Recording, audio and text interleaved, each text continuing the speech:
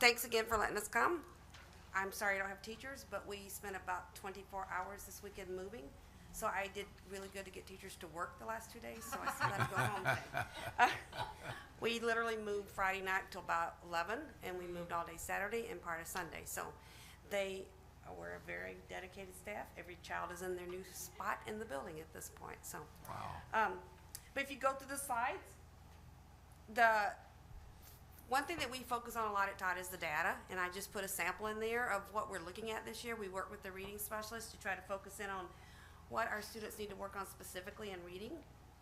Because the big thing that we notice is that at that K through 3 setting, if we don't get them at grade level, then we're struggling forever in reading. So we met with Angie, we met with Lene, and we really looked at the reading and how we could increase our universal instruction. So that's just a sample of the slide that I sent.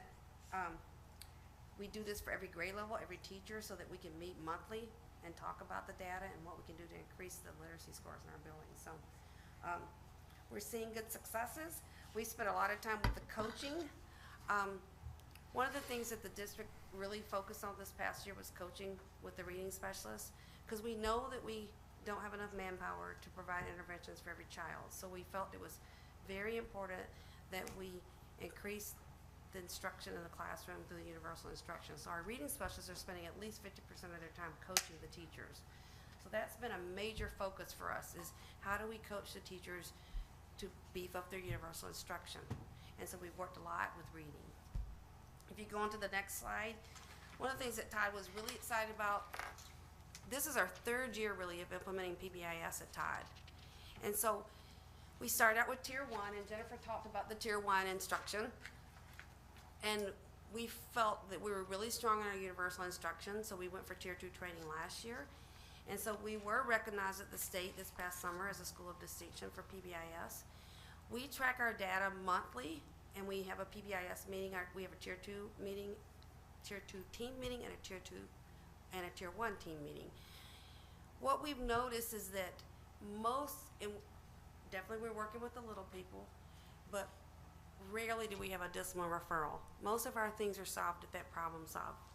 I probably average maybe 2 to 3 discipline referrals a month, and some of those are coming from the bus. Yeah, we know about They that. come from the bus. But they, within the building, because we are dealing with, part of our role as primary educators is, we teach the children how to behave. And the whole premise behind PBIS is that you don't assume that students come knowing how to behave. We have to teach them those social skills. And so we front load a lot of that information. And I put a couple samples of tool calls in there that we use. We have about 30 to 40.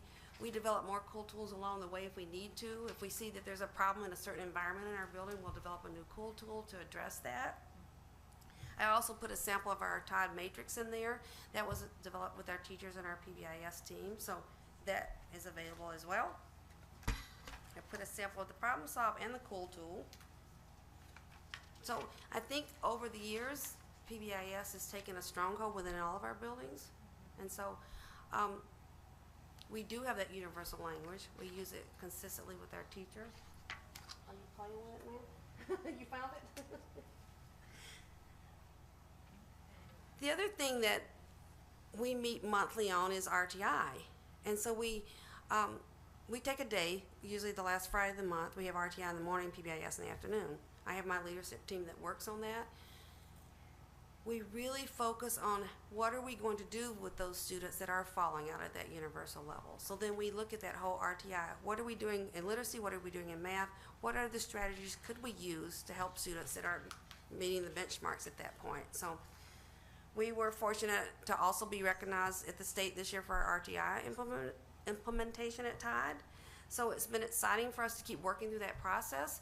We know it's not perfected. We know that it's always an ongoing project, because every year a new face comes through that door and they might have a different need. And so that's part of our goal. And with 420, I think we're at, well, we lost 3 today, so we might be down. Somebody moved back to Delavan today. But it's an ongoing process. And again, every time we meet, one child that we talked about the previous month might be doing really well, but someone else might be falling through the cracks. So that's an ever-changing project. we were invited to come to the state this summer to speak about RTI, so we have to work on how we're going to do that. I talked a little bit about the coaching and the whole literacy piece. Right now, in our primary schools, every student other than 4K does MAP testing 3 times a year. We do WKC testing. Now we do PALS testing for kindergarten and first grade. And we do BAS running records at least quarterly. So we do a lot of assessing at our grade levels. And so we're trying to figure out how to triangulate the data so that we can make sure that no one is falling through. And it's interesting sometimes when we sit down and look at our data, because we have students that might do really well on a MAP test, but then they're not performing in the classroom. So then it's, what do we do as educators to try to strategically plan for those students? The one thing that Jennifer talked a lot about is that family involvement piece.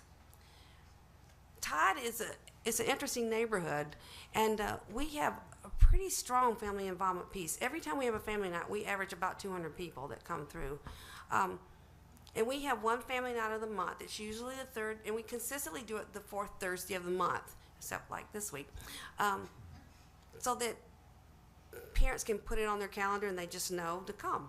And so we did a PBIS night the first Thursday, and that we have family night in September, because we want to get parents engaged in that whole PBIS and use a universal language with them as well. So they came in.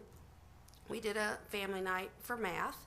We also did trunk or treat, and this month we're going caroling on.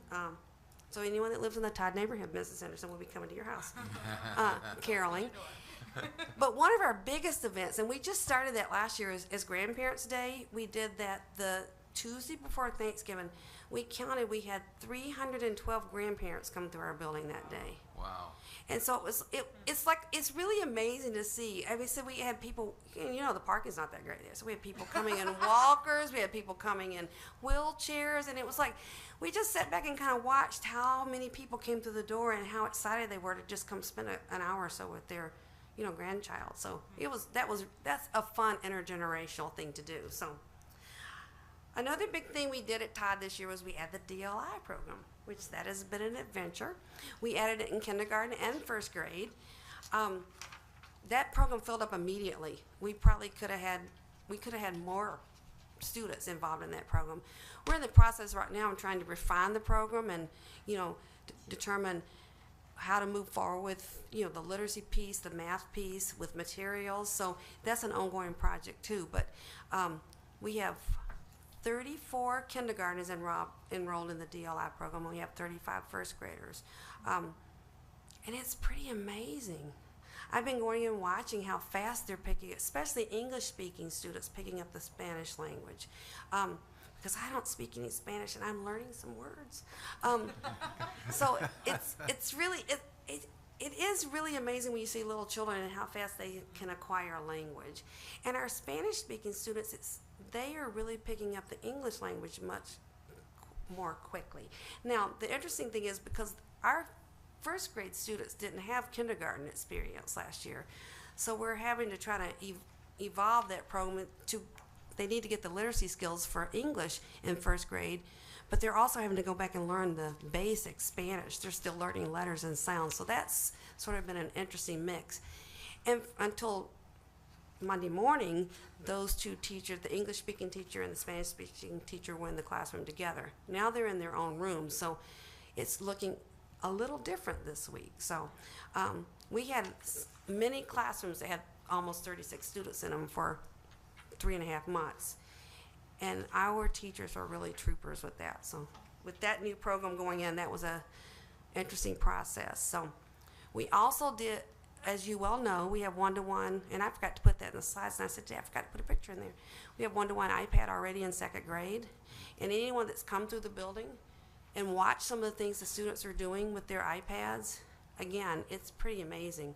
I was in a second grade room today. They're doing research. They're they were tying it into their writing, because we're also doing Lucy Calkins at the primary level as well.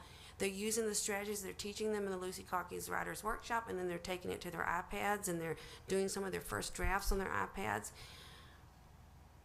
I'm old.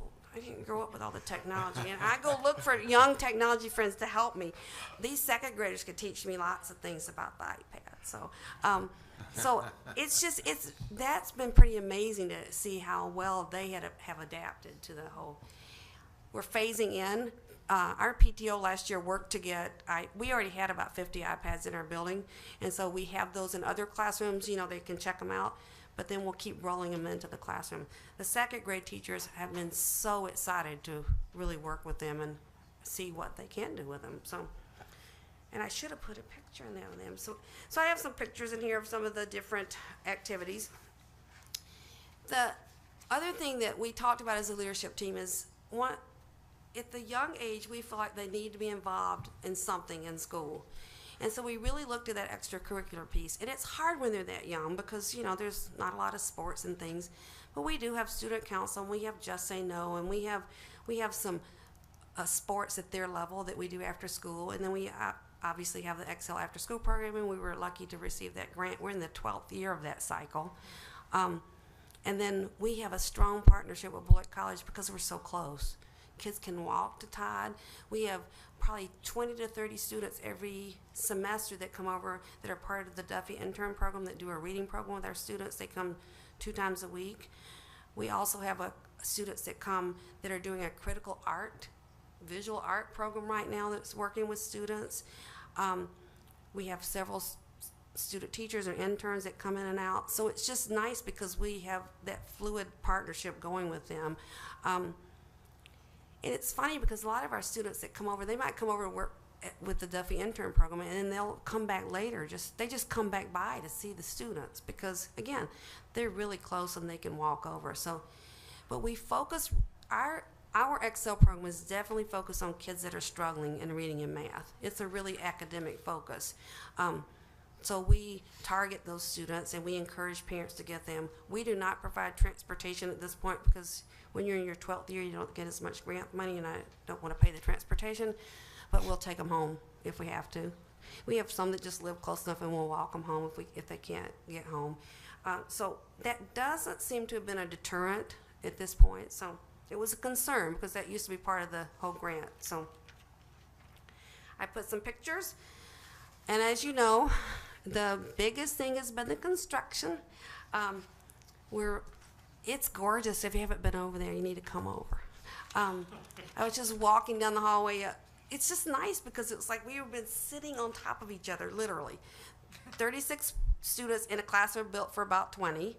2 teachers, materials, boxes everywhere, and now everyone's spread out and it's quiet, and we get to eat in the lunchroom now because we ate in the hallways. We ate in the hallways for 3 months. We were eating in the hallways.